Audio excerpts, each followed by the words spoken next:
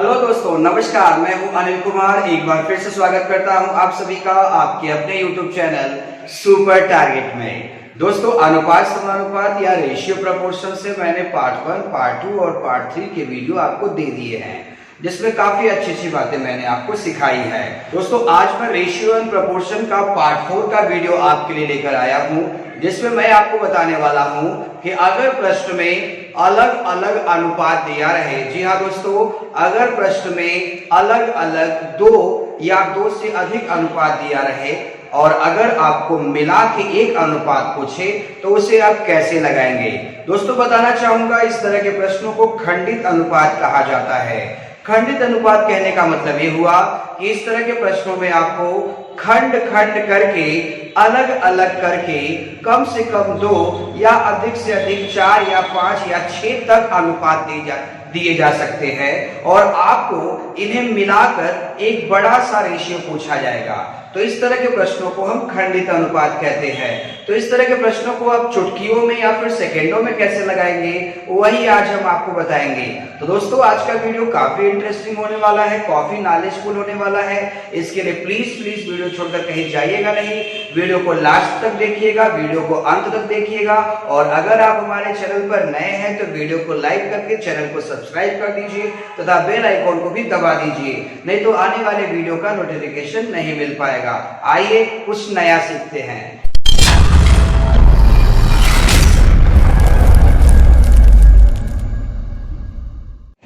आइए दोस्तों, स्क्रीन पर 2 प्रश्न आ चुका है एग्जाम्पल के तौर पर। अगर आप जानना चाहते हैं खंडित अनुपात क्या होता है, उन्हें कैसे लगाते हैं, तो आइए स्क्रीन पर 2 प्रश्न आ चुके हैं। पहला प्रश्न आप देख पा रहे होंगे, यदि a संबंधी b बराबर 4 संबंधी 7 तथा b संबंधी c बराबर 5 संबंधी 9 हो तो a संबंधी b संबंधी c का मान क्या होगा। उसी तरह से एक और प्रश्न लिखा है, इसमें भी x संबंधी y का मान दिया है, y संबंधी z का मान दिया है और आपसे पूछा है x संबंधी y संबंधी z का मान क्या होगा। जी हाँ दोस्तों, अगर अलग अलग से आपको अनुपात कम से कम 2 या अधिक से अधिक कितना भी आपको दिया रहे और मिला के आपसे पूछे कि अनुपात क्या होगा, तो उसे कैसे लगाएंगे, आइए बताता हूं। देखिए, a संबंधी b अलग है, b संबंधी c अलग है, यानी यहाँ पर 2 अनुपात दिया है और a संबंधी b, b संबंधी c को अगर आप मिलाएंगे तो बनेगा क्या, a संबंधी b संबंधी c बनेगा। तो पहले आप इसे जैसे दिया है वैसे लिख लीजिए। वो क्या पूछा है, पूछा है a संबंधी b संबंधी c का मान बताइए।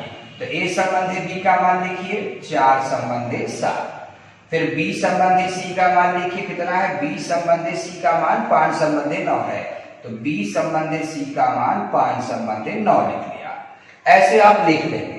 अब देखिए, इधर c वाला इलाका खाली है, इधर भी इलाका खाली है, तो कैसे लगाएंगे आप। इधर वाला जो एरिया खाली है, जिसके नजदीक में दीवार है, तो इसी को ऐसे खींच दीजिए, 7 यहाँ कर दीजिए। अब इधर का पूछ रहा है एरिया क्या होगा, तो 5 इधर खींच दीजिए। अब इतना करने के बाद गुणा कर दीजिए, 5 का 4 में गुणा करिए, कितना आएगा 20, 7 का 5 में करिए 35, 7 का 9 में करिए 63। अब अगर ये किसी कॉमन नंबर से कटने लायक है तो इसे काट दीजिए। जी हाँ दोस्तों, अगर किसी नंबर से कटने लायक है तो आप काट दीजिए। 2 से अगर आप सोच रहे हैं काटने की, 2 से ही कटेगा, बाकी दोनों नहीं कटेंगे, 3 से भी नहीं कटेगा, यानी ये संख्या किसी भी नंबर से नहीं कट पाएगी। यानी आपका उत्तर होगा 20:35:63। उसी तरह से देखिए, यहाँ पर भी लिखा है x संबंधी y का मान अलग से दे दिया है, y संबंधी z का मान भी अलग से दे दिया है और आपसे पूछा है x संबंधी y संबंधी z का मान क्या होगा। तो चलिए लगाते हैं, x संबंधी y संबंधी z का मान क्या होगा, यह पूछा है। तो x और y का मान दिया है 2 संबंधी 3, तो यहाँ 2 3 रख लीजिए। y संबंधी z का मान 6 5 लिखा है, तो 6 संबंधी 5 लिख दीजिए। अब इसे ऐसे वेरीफाई कीजिए। अब देखिए, इधर का इलाका खाली है, इस 3 को खींच दीजिए, इधर का इलाका खाली है, 6 को खींच दीजिए। अब गुणा कर दीजिए, 6 दूना 12 हो गया, 6 1 18 हो गया, 3 5 15 हो गया। तो क्या ये किसी कॉमन नंबर से कट सकता है? जी बिल्कुल। अगर ध्यान से देखा जाए 3 के पहाड़े में सब आएंगे, तो 3 चौका 12, 3 छक 18, 3 5 15, यानी आपका अनुपात आ गया 4:6:5। यही आपका आंसर होगा। आइए दोस्तों, इसके अलावा ही बहुत सारे प्रश्न दिखाने के लिए हमारे पास है, आइए देखते हैं उसे। आइए दोस्तों, 2 प्रश्न आ चुका है स्क्रीन पर फिर से। तीसरा प्रश्न है, यदि a संबंधी b बराबर 5 संबंधी 4 तथा b संबंधी c बराबर 8 संबंधी 9 हो तो a संबंधी c का मान क्या होगा। उसी तरह से आप चौथा प्रश्न भी देख रहे हैं। पहले मैं तीसरा लगा देता हूं। मैंने कहा था अगर आपको अलग अलग अनुपात दिया है, मिला के पूछ रहा है तो घबराने की बात नहीं है। देखिए, इसमें a है, b है और c है, यही 3 अक्षर लिखे गए हैं। तो पहले आप उसे लिख लीजिए, a b c लिख लिया। अब देखिए, a संबंधी b का मान क्या है, 5 4 लिख लिया आपने। फिर b संबंधी c का मान क्या है, 8 9, ये भी लिख लिया। अब जहां खाली है वहां खींच के बराबर कर दीजिए। 4 को खींचिए, 8 को खींचिए, अब गुणा करिए। 8 का 5 में 40, ये हो गया 32 और ये हो गया 4 9 36। तो दोस्तों, ये आ गया a संबंधी b संबंधी c का मान। लेकिन आपसे पूछा क्या गया है, a संबंधी c का मान ना, तो सिर्फ a और c को निकाल के b को क्यों निकाल रहे हैं। a का मान क्या है, 40, c का मान क्या है, 36। अब आपसे पूछ रहा है a संबंधी c, a संबंधी c बाहर निकल गया। अब अगर ये कटने लायक है तो काट दीजिए। 4 से काटिए, 4 दहा में 4 नवैया, यानी यही आपका आंसर होगा 10 संबंधी 9। अब देखिए चौथा प्रश्न, a संबंधी भी अलग से दिया है, b संबंधी c भी अलग से दिया है, c संबंधी d भी अलग से दिया है। अब पूछा है a संबंधी b संबंधी c संबंधी d का मान बताइए। जैसा कि मैंने कहा था आपको कि जब 2 या 2 से अधिक अलग अलग अनुपात दिए जाए और मिला के अनुपात पूछे, तो देखिए 2 से अधिक अनुपात आ गए या कम से कम 2 भी अनुपात दे सकता है। चलिए पहले बंदे का नाम देखिए कौन कौन है इसमें, a है, b है, c है और d है।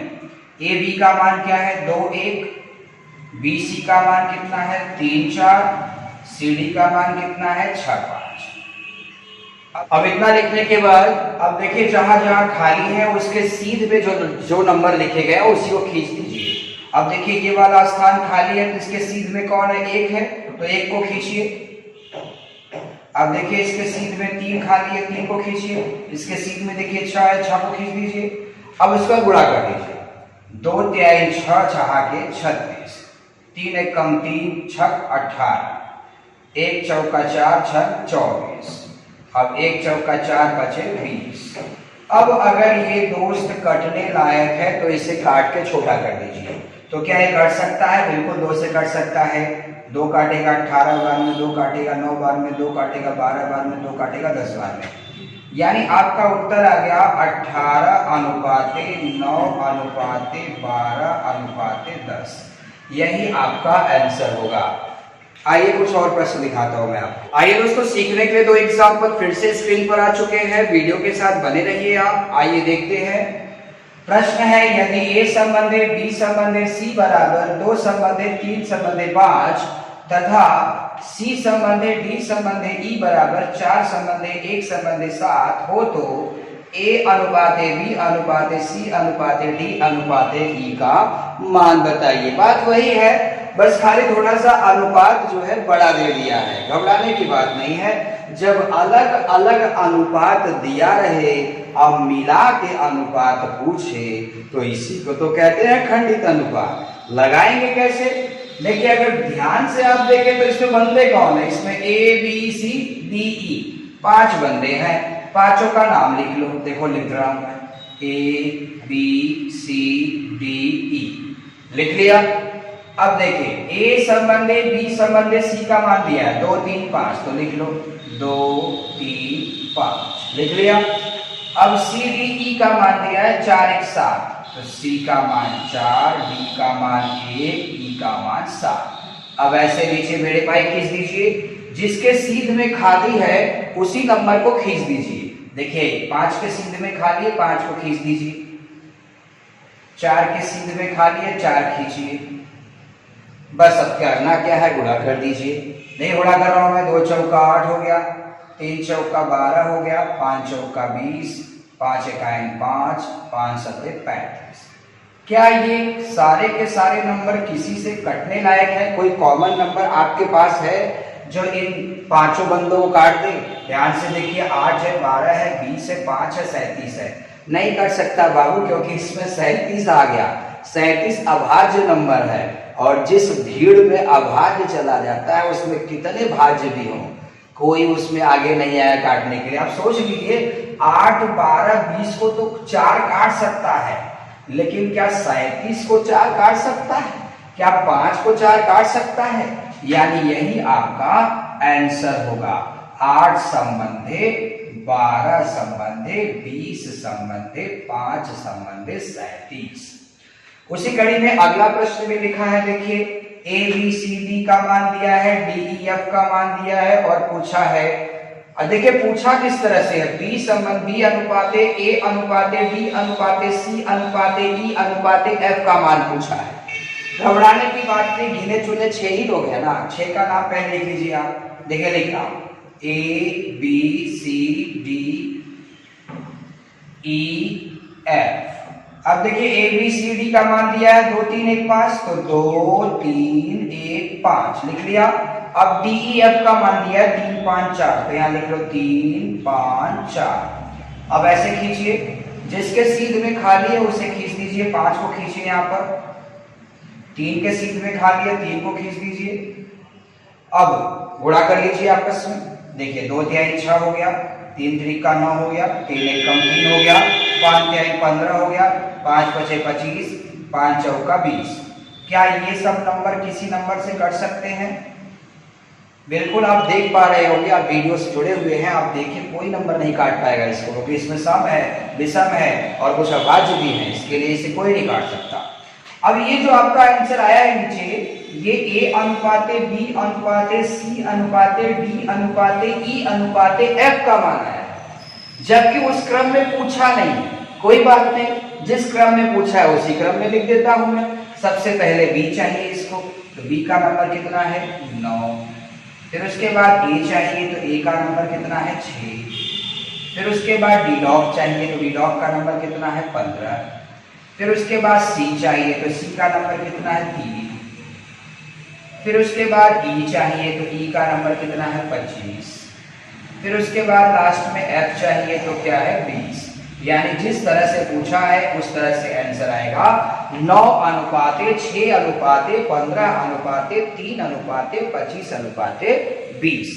दोस्तों कभी कभी खंडित अनुपात के सवालों में होता क्या है, जैसा कि आप अभी देख रहे थे कि आपको प्रेम से अलग अलग अनुपात दे रहा था और मिला के अनुपात पूछ रहा था, लेकिन दोस्तों कभी कभी ऐसा नहीं होता।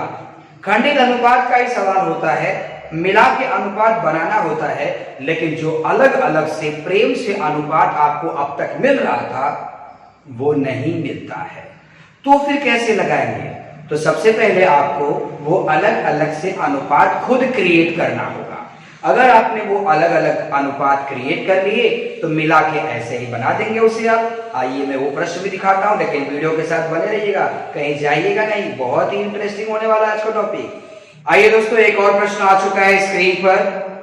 प्रश्न है, यदि a, b का 2/5 भाग, b, c का 3/4 भाग तथा c, d का 2/3 भाग हो तो a अनुपाते b अनुपाते c अनुपाते d का मान क्या होगा? दोस्तों पूछा तो गया है 4 चीजों का मान, a, b, c, d का मान, लेकिन जैसा कि मैंने कहा था कि अलग अलग से अनुपात मिलना चाहिए, तो वो नहीं दिया है। a संबंधी b का मान अलग, b संबंधी c का मान अलग, c संबंधी d का मान अलग, वो जैसे दे रहा था वैसे नहीं दिया है। लेकिन a संबंधी b का मान निकालने के लिए a और b के बारे में कुछ बोला है, b संबंधी c का मान निकालने के लिए b और c के बारे में कुछ बोला है, c संबंधी d का मान निकालने के लिए c और d के बारे में कुछ बोला है। तो जो बोला है उसी लाइन को रफ पर ले जाकर रफ करिए और वैल्यू पता करिए, अनुपात पता करिए, फिर उसे सेट करके गुणा कर दीजिए, आंसर आ जाएगा। आइए मैं निकाल कर दिखाता हूं। जैसे मुझे a संबंधी b का मान पहले पता करना है, पहला खंड अगर पता करना है, तो देखिए लिखा है a, b का 2/5 भाग। तो दोस्त अगर दो पदों के बीच में का लगा हो तो इसका मतलब होता है गुणा। ठीक है इतना। अब देखिए ए बराबर बी का 2/5 का। अब अगर ये गुणा इधर आएगा तो भाग हो जाएगा, तो आप इसे लिख सकते हैं a बटा b बराबर 2/5, यानी आप लिख सकते हैं a संबंधी b बराबर 2 संबंधी 5, ऐसा लिख सकते हैं आप। उसी तरीके से अगर इसमें किया जाए तो b संबंधी c का मान मिलेगा आपको 3 संबंधी 4। उसी तरह से इसमें किया जाए तो c संबंधी d का मान मिलेगा आपको 2 संबंधी 3। तो अगर आपको सारी चीजों का मान मिल गया है तो आइए a b c d का मान रख दिया जाए। a संबंधी d का मान अभी आपने निकाला 2 5, फिर b और c का मान 3 4 होगा, c और d का मान 2 3 होगा। अब ऐसे लिख लिया आपने, जो स्थान खाली है उसके सीध के नंबर को खींच दीजिए। देखिए यहाँ खाली है, सीध का नंबर 5 है, 5 खींच दीजिए। इधर देखिए 4 खींच दीजिए, इधर 3 खींचिए, इधर 2 खींचिए। अब आपस में गुणा कर लीजिए। 2 तिहाई 6 हो गया, 6 दूना 12, 5 तिहाई 15 दूना 30 हो गया, 5 चौका 20 दूना 60 हो गया, 5 चौका 20 तिहाइया 60 हो गया।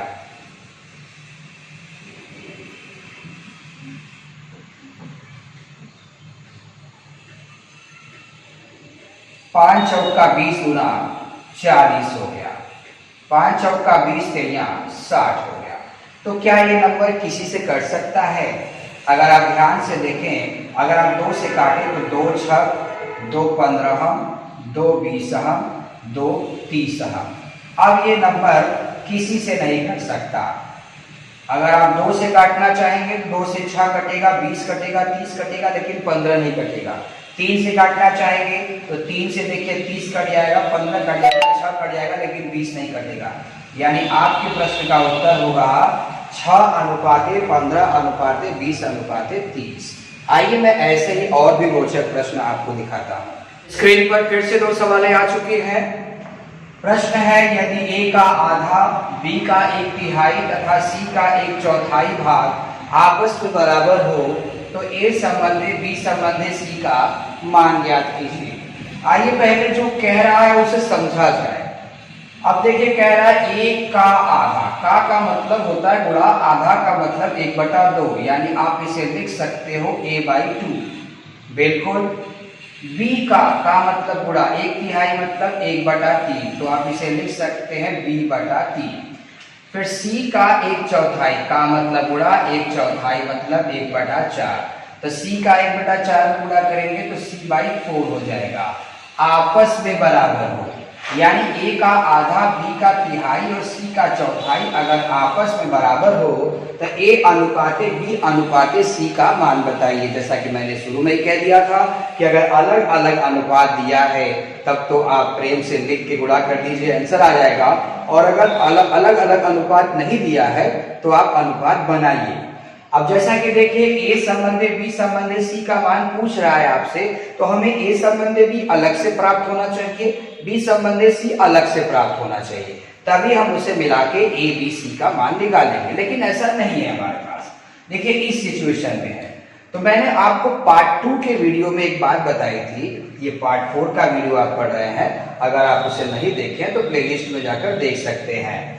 तो दोस्तों, अगर मैंने कहा था उस समय आपको कि अगर कोई डाटा भिन्न के रूप में लिखा हो और बीच में बराबर का चिन्ह लिखा हो, तो a के नीचे a का मान, b के नीचे b का मान, c के नीचे c का मान लिखा हुआ है। यानी अगर पूछ रहा है a संबंधी b संबंधी c का मान, तो a का मान 2 है, b का मान 3 है, c का मान 4 है। यानी आपके प्रश्न का उत्तर 2:3:4 होगा पक्का।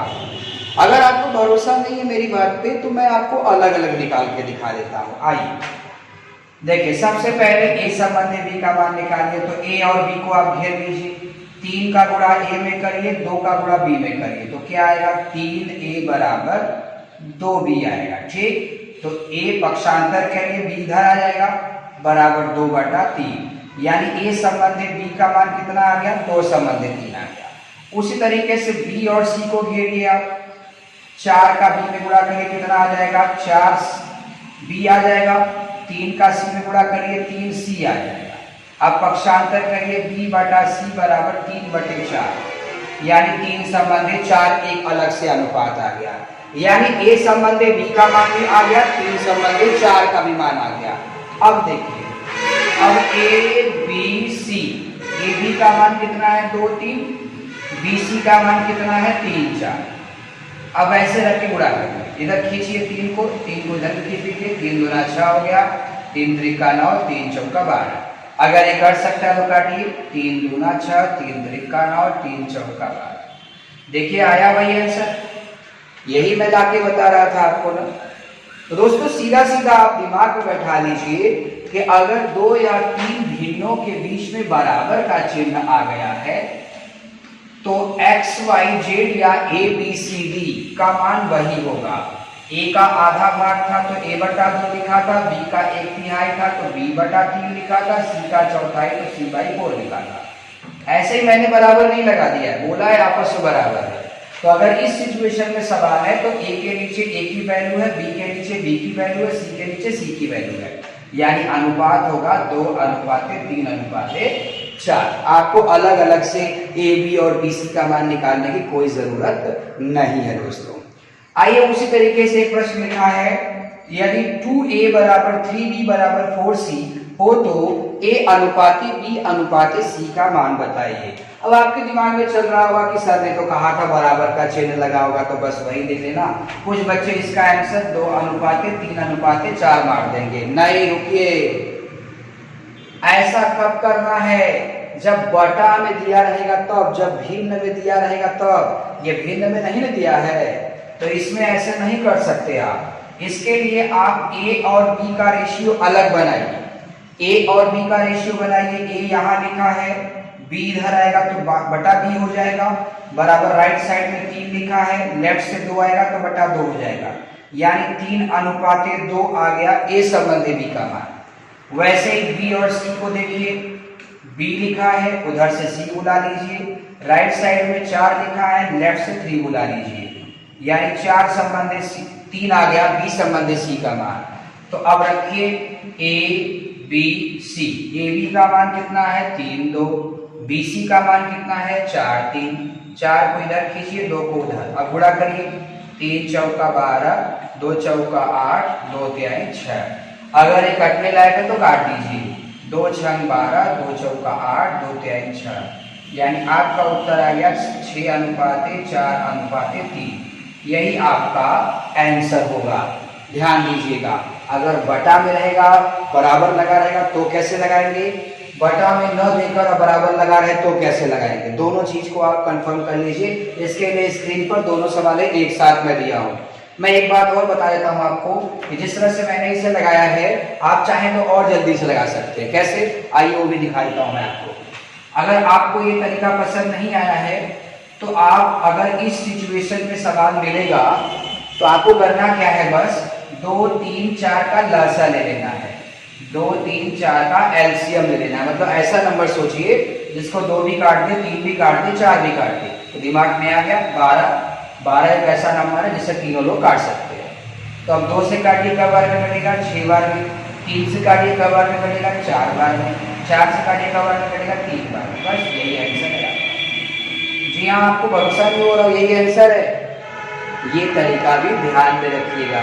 ये वीडियो आपके लिए बन रहा है, प्लीज सीखने का प्रयास करें, वीडियो छोड़कर जाने से कुछ फायदा नहीं होने वाला। आइए मैं और भी सवाल आपको दिखाता हूँ। आइए दोस्तों एक और प्रश्न देख लिया जाए। प्रश्न स्क्रीन पर लिखा हुआ है, यदि a का 15% बराबर b का 20% हो तो a अनुपात b का मान बताइए। दोस्तों एक खंडित अनुपात का ही सवाल है, लेकिन ये छोटे लेवल का सवाल है, बस देखने में आपको थोड़ा खतरनाक लग रहा होगा। आइए मैं इसे सॉल्व कर देता हूँ। a का 15%, जैसा कि मैंने बताया था का मतलब होता है गुणा, तो आप इसे लिख सकते हैं a गुणे 15% मतलब 15/100 बराबर b का मतलब b गुणे 20% मतलब 20/100। अब देखिए ये भी भिन्न है, ये भी भिन्न है, बराबर का चिन्ह लगा हुआ है, तो ये 100 कट सकता है। अब 15 20 किसी कॉमन नंबर से काटिए, 5 से काटिए, 5 तिहाई 15, 5 चौका 20, यानी क्या आया 3a बराबर 4b। अब इसे पक्षांतर करिए, ए इधर है उधर से बी बुला लीजिए, बराबर राइट में 4 है, लेफ्ट से 3 बुलाइए, यानी आपका आंसर आएगा 4:3। दोस्तों आज का वीडियो हमारा कैसा लगा आपको हमें कमेंट करके जरूर बताइएगा, और अगर आप हमारे चैनल पर नए हैं तो वीडियो को लाइक करके चैनल को सब्सक्राइब कर दीजिए और बेल आइकॉन जरूर दबा दीजिएगा, नहीं तो आने वाले वीडियो का नोटिफिकेशन नहीं मिल पाएगा। दोस्तों आपको मैं अनुपात समानुपात पढ़ा रहा था, अनुपात समानुपात में और भी कई ढंग की सवालें आने वाली हैं। इसके लिए वीडियो और चैनल के साथ बने रहिएगा और चैनल को सब्सक्राइब कर दीजिए। मुलाकात फिर होगी एक नए वीडियो के साथ, तब तक के लिए नमस्कार।